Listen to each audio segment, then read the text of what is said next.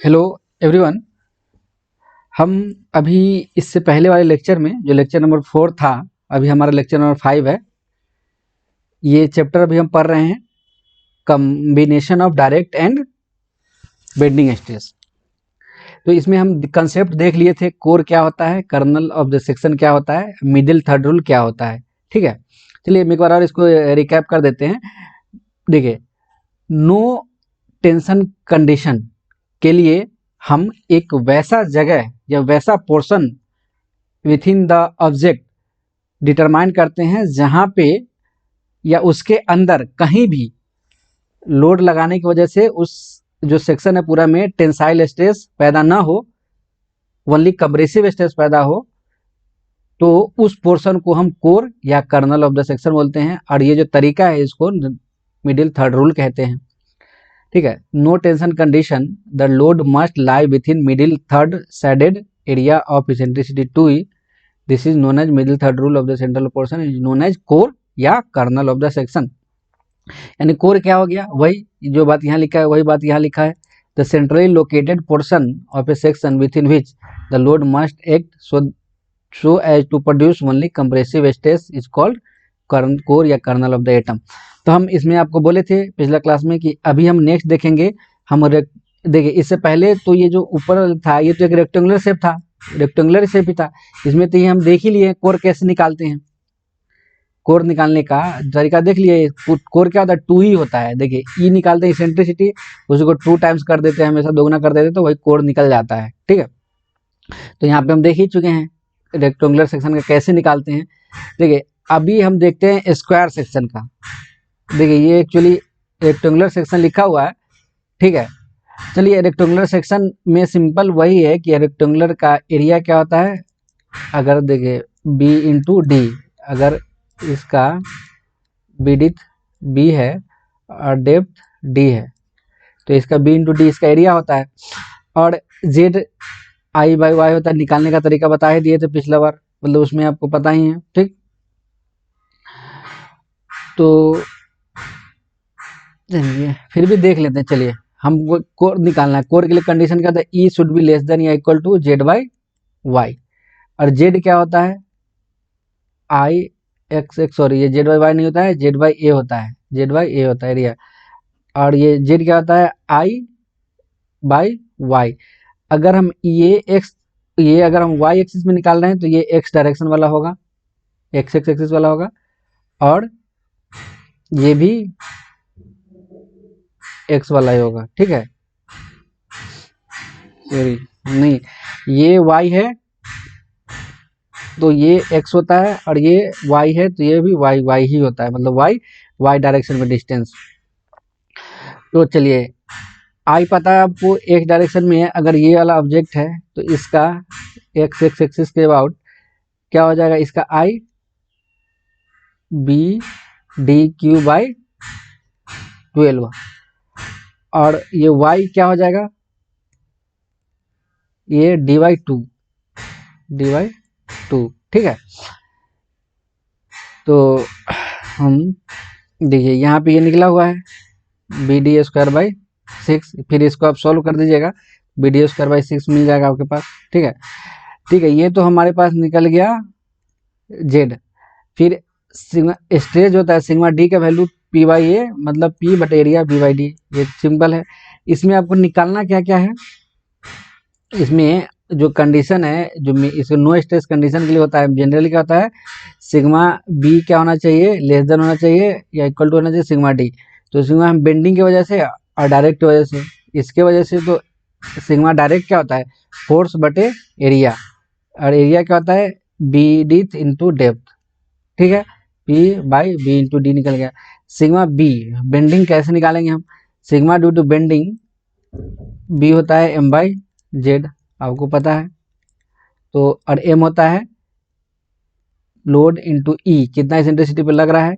और जेड आपके पास यहाँ से अभी हम निकाल के बताए थे। ये सब के कॉम्बिनेशन को सॉल्व करिएगा तो बी डी स्क्वायर बाई 6 ये आ गया। तो अब देखिए, अब ये इक्वेशन एक ये है और एक ये है आपके पास, इसको आप यहाँ पे हम पुट कर देंगे। तो देखिए ये 6, ये जो 6 ऊपर आ गया, तो यानी इसेंट्रिसिटी जो आ गया है d/6, इसेंट्रिसिटी जो है वो वैल्यू होना चाहिए d/6 से छोटा या d/6 के बराबर इसेंट्रिसिटी। और कोर निकालने के लिए हमेशा आपको बताए हैं, कोर क्या होता है, 2e होता है, कोर को 2e से गुना करना पड़ता है, तो ये क्या हो जाएगा 2e, कोर क्या हो जाएगा d/3, कोर क्या हो जाएगा d/3। ठीक है, तो d/3 के अंदर, यानी देखिए यहाँ पर नीचे बनाया हुआ है फिगर, ठीक है, यही जो रेक्टेंगुलर सेक्शन है इसका जो d/6 तो ये हुआ, और दोनों इसको जोड़ने के बाद d/3, यानी ये d/3। ठीक है, देखिए डिपेंड करता है डायमेंशन कौन सा लिया है। अच्छा, कुछ बच्चों को कंफ्यूज होगा कि सर आप तो ये वाला लिए थे, हम डी इसको लिए हैं, तो कोई प्रॉब्लम नहीं है, हम डी इसको लिए हैं ना, और बी इसको लिए हैं।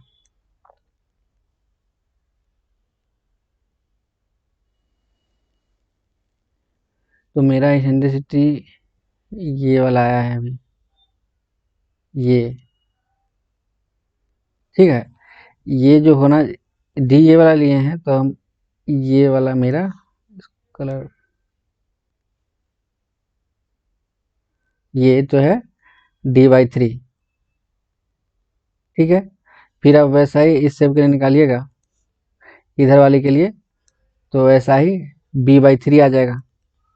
ठीक है, आप यहाँ देख लीजिए नोट में, तो फिर b/3 आ जाएगा, और इसको पूरा पोर्शन में मिलाइएगा,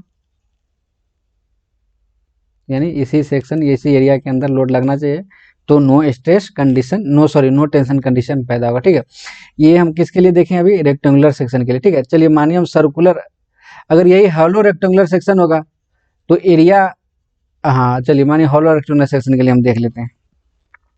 हॉलो रेक्टेंगुलर सेक्शन यानी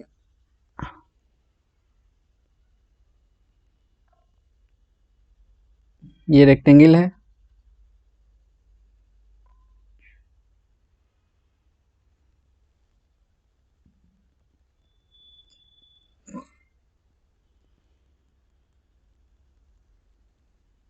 जो हॉलो रेक्टेंगल है। ठीक है, चलिए इसका हम मान लेते हैं कि डेप्थ डी है, ये वाले का हॉलो का डेप्थ डी है, और विड्थ स्मॉल बी है, ये स्मॉल डी है, और जो आउटर है, आउटर वाले का जो डेप्थ है वो कैपिटल डी है, ये जो है ये कैपिटल डी है। ठीक है, और ये विड्थ है वो कैपिटल बी है। ठीक है, होलो का आपको एरिया निकालने आता है आराम से, सिंपली पूरा पहले आउटर का निकालेंगे, विड्थ इंटू डेप्थ माइनस ये स्मॉल जो नीचे वाला पार्ट है बी इंटू डी, तो ये एरिया निकल गया हमारे पास इस सेक्शन का, हॉलो सेक्शन का, ये वाले का। और ऐसा ही जेड निकालने के लिए भी ऐसे ही अब करेंगे, पहले बड़ा वाले का निकालेंगे, तो बड़ा वाले का क्या हो जाएगा b/12, ये तो आई हो गया, बाई वाई हो जाएगा d/2। ठीक है, ये हो गया पूरा आउटर वाले का। अब ये इनर वाले का उसमें से घटा देंगे, तो इनर वाले घटाएंगे तो b/12 तो इसको सॉल्व करने के बाद आपको देखिए ये जेड जो निकालना है, सॉल्व करने के बाद बी, देखिए एक डी से यहाँ एक डी कट गया, तो डी स्क्वायर बच जाएगा ये। ठीक है ना, डी स्क्वायर हो जाएगा ये कटने के बाद, तो बी डी स्क्वायर, यहाँ 2 से 12 कटेगा तो 6, तो ये 6। ठीक है, और वैसा ही, अच्छा इसमें एक चीज़ थोड़ा सा ये हो गया है, जैसे देखिए ये जो डी है, ये डी यहाँ लिए हैं, यहाँ भी ये डी हमको बड़ा वाला ही लेना पड़ेगा, बिकॉज सेक्शन मॉडुलस में जो y का जो वैल्यू होता है, सेक्शन मॉडुलस से निकालते हैं, तो ये y का जो वैल्यू होता है y, ये मैक्सिमम होता है, तो मैक्सिमम यहाँ y क्या हो जाएगा, बड़ा कैपिटल d/2 हो जाएगा, तो यहाँ भी कैपिटल d/2 ही होगा।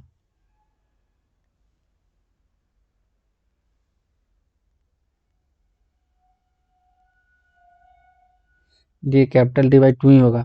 तो देखिए अगर यहाँ तो काट दिए लेकिन यहाँ पे नहीं कट पा रहा है, तो ऐसा करते हैं कि इसको नहीं काटते हैं, तो बी डी क्यों ही रहने देते हैं, ये डी को ऐसे ही छोड़ देते हैं, ठीक है। फिर यहाँ पे तो फिर डी भी लिखना पड़ेगा, फिर यहाँ पे B D Q by 6d, because ये 2 से 2 कट गया।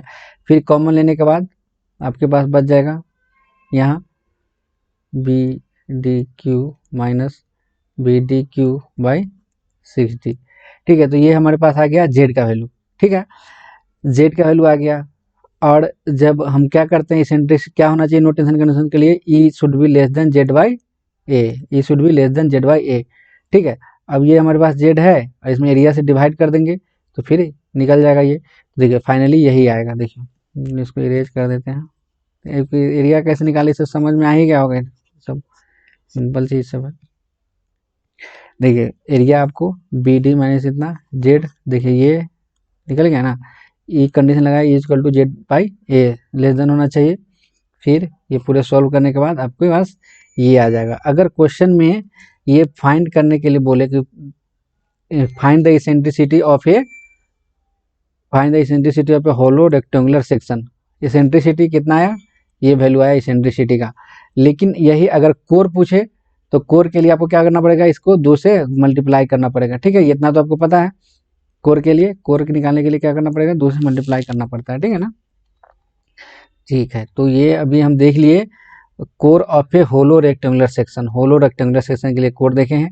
चलिए core of a solid circular section हम देख लेते हैं, core of a solid section देख लेते हैं कैसे निकालते हैं core of a solid circular section. ये लास्ट है मेरा, ठीक है, इसके बाद हम न्यूमेरिकल सॉल्व करेंगे। देखिए इसमें भी सेम वैसा ही, इसेंट्रिसिटी क्या होना चाहिए, लेस देन जेड बाई ए होना चाहिए, इसेंट्रिसिटी जेड बाई ए से छोटा होना चाहिए। तो इसको कैसे, जेड आई बाई वाई होता है, Z I by Y by A, तो इसका आई जो सर्कल है ये, इसका डायमीटर डी है, मान लीजिए 12d, 12d लिखे तो इसको 12d लिखना पड़ेगा,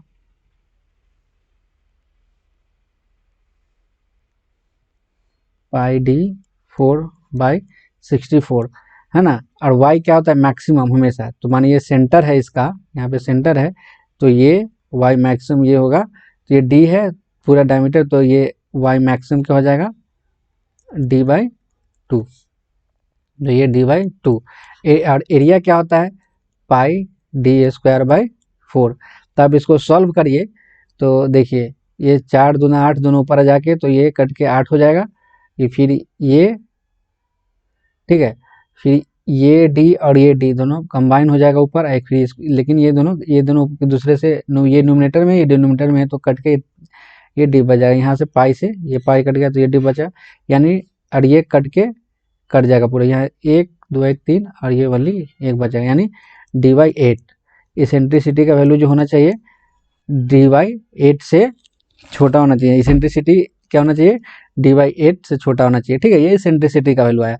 वैसे ही अगर हमको कोर निकालना हो तो इसेंट्रिसिटी में 2 से गुना कर दें तो निकल जाता है, यानी इसमें 2 से गुना करेंगे तो ये d/4, यानी core of a circular section क्या होता है, d/4 होता है, अब याद रखिएगा। और इसेंट्रिसिटी क्या होता है, d/8 होता है। ये मिडिल थर्ड रूल है, इसके अंदर हम कहीं भी 4 लगाएंगे तो नहीं कुछ, ठीक है। Therefore the load can be applied anywhere but not farther than d/8, d/8 eccentricity से ज़्यादा नहीं लगाना है, यानी कोर d/4 आ गया, यहाँ पे देखिए d/4 आ गया, this is the middle quarter rule, ठीक है।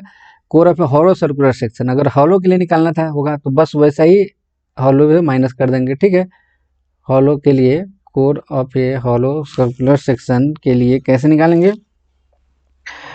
इसके लिए सिंपल क्या करेंगे, सारा चीज वही आपको बस निकालने आता है ना, ये जेड निकालने आना चाहिए, सेक्शन मॉडुलस।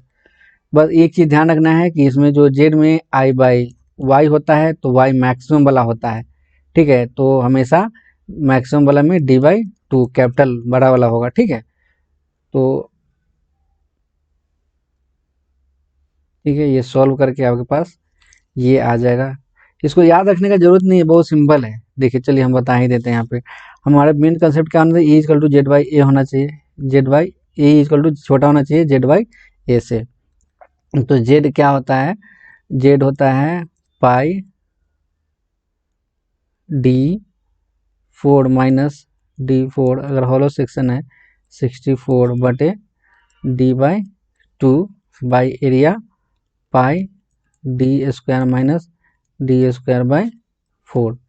ठीक है, तो देखिए फिर यहाँ से वही चीज़ आ गया, ये दोनों, ये 2 और 4 तो मल्टीप्लाई हो जाएगा और ये इससे कट जाएगा। ठीक है, तो ये 8 हो जाएगा और डी यहाँ पे बचा हुआ है, तो और ये पाई कट जाएगा और ये D² माइनस D प्लस ये D², इसको क्या लिख सकते हैं हम, D² plus D² into D² minus D², इसको लिख सकते हैं, इसलिए हम इसको इस रूप में कन्वर्ट कर सकते हैं,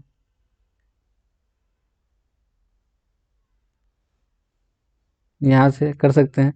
तो अब देखिए ये D² minus D² minus D² cut गया, तो सिर्फ कितना बचा, डी, ये वाला पार्ट बचा और ये डी बचा और ये कट के 8 हो गया, तो ये D² प्लस D²/8D मेरे पास ये आ गया इक्वेशन इसेंट्रिसिटी का आ गया। ठीक है ना, चलिए ठीक है, तो इसी टाइम से आपको सॉल्व कर लेना है।